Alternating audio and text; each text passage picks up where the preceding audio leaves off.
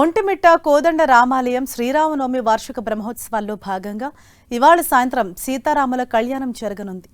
పండు వెన్నెల్లో కన్నుల పండుగగా నిర్వహించడానికి టీటీడీ అధికారులు అన్ని ఏర్పాట్లు పూర్తి చేశారు.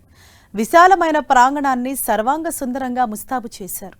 రామయ్య క్షేత్రం నుంచి జానకిరాముల పరిణయం సాగే స్థలి వరకు దేదీప్యమానంగా వెలిగేలా విద్యుత్ దీపాలు అమర్చారు. ప్రాంగణాన్ని అందంగా తీర్చిదిద్దారు.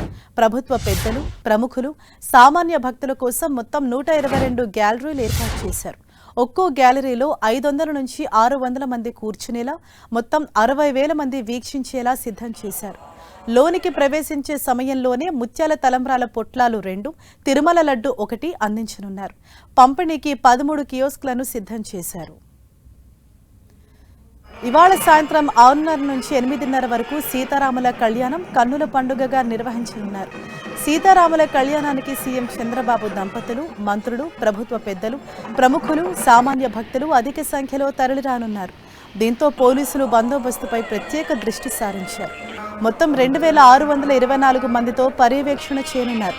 అదనపు ఎస్పీలు 5 మంది, డీఎస్పీలు 30, సీఏలు 98, ఎస్ఐలు 226, ఏఎస్ఐ, హెడ్ కానిస్టేబుళ్లు 500 మంది విధుల్లో ఉంటారు. అంతేకాదు కానిస్టేబుళ్లు 1,116, మహిళా పోలీసులు 145, హోంగార్డులు 504 మందిని నియమించారు. టీటీడీ భద్రతా సిబ్బంది నిఘా ఉంటుంది. సీసీ కెమెరాలను ఏర్పాటు చేశారు. డ్రోన్లతో చిత్రీకరిస్తారు. వాహనాల పార్కింగ్కు 18 స్థలాలను ఎంపిక చేశారు.